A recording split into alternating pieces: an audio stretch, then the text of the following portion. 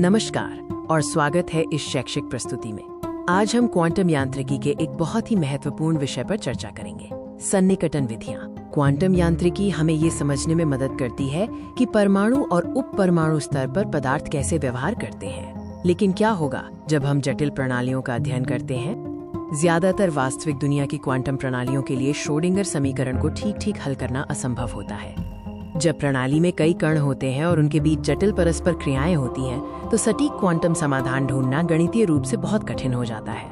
ऐसी स्थितियों में हम सन्निकटन विधियों अप्रॉक्सीमेशन मेथड्स का उपयोग करते हैं। मुख्य रूप से दो विधियां हैं, विचरण विधि और विक्षोभ सिद्धांत। आइए सबसे पहले विचरण विधि को समझते हैं। ये विधि किसी प्रणाली की निम्नतम अवस्था की ऊर्जा, ग्राउंड स्टेट एनर्जी का अनुमान लगाने के लिए शक्तिशाली है। इस विधि में हम एक परीक्षण तरंग फलन, जिसे साई पेसाई कहते हैं, चुनते हैं। फिर हम हैमिल्टोनियन के साथ एक अभिन्न समीकरण के माध्यम से ऊर्जा का अनुमान लगाते हैं। विचरण सिद्धांत कहता है कि परीक्षण फलन से प्राप्त ऊर्जा का मान हमेशा वास्तविक निम्नतम अवस्था ऊर्जा से अधिक या उसके बराबर होगा।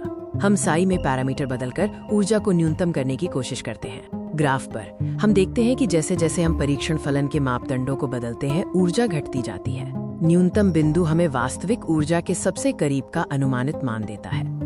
अब बात करते हैं विक्षोभ सिद्धांत की। ये उन प्रणालियों के लिए उपयुक्त है जो किसी सरल हल करने योग्य प्रणाली से थोड़ी भिन्न होती है। हम प्रणाली के हैमिल्टोनियन को एक सरल अप्रतिबंधित भाग H0 और एक छोटा विक्षोभ H में विभाजित करते हैं। विक्षोभ को एक बाधा के रूप में देखा जा सकता है।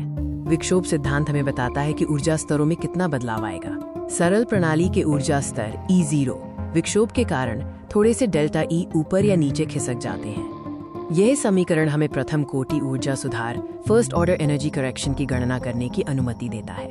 यह सुधार हमें अनुमानित नई ऊर्जा बताता है। आइए अब देखें कि इन विधियों का उपयोग वास्तविक दुनिया की प्रणालियों पर कैसे किया जाता है, जैसे कि हीलियम परमाणु। हीलियम परमाणु में 2 प्रोटॉन और 2 इलेक्ट्रॉन होते हैं। ये क्वांटम यांत्रिकी में सबसे सरल बहु इलेक्ट्रॉन प्रणाली है। समस्या ये है कि दोनों इलेक्ट्रॉनों के बीच प्रतिकर्षण बल, इलेक्ट्रॉन इलेक्ट्रॉन रिपल्शन होता है। यह प्रतिकर्षण श्रोडिंगर समीकरण को बहुत जटिल बना देता है।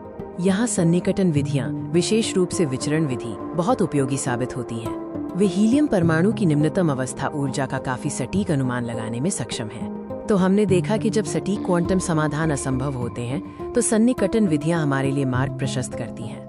विचरण विधि हमें ऊर्जा की एक ऊपरी सीमा देती है और ये सभी प्रणालियों पर लागू हो सकती है, जबकि विक्षोभ सिद्धांत तब सबसे अच्छा काम करता है जब विक्षोभ छोटा हो।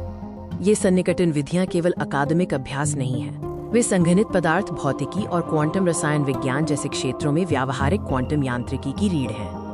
आपके समय के लिए धन्यवाद। हमें उम्मीद है कि क्वांटम यांत्रिकी में सन्निकटन विधियों की ये प्रस्तुति आपके लिए उपयोगी रही होगी।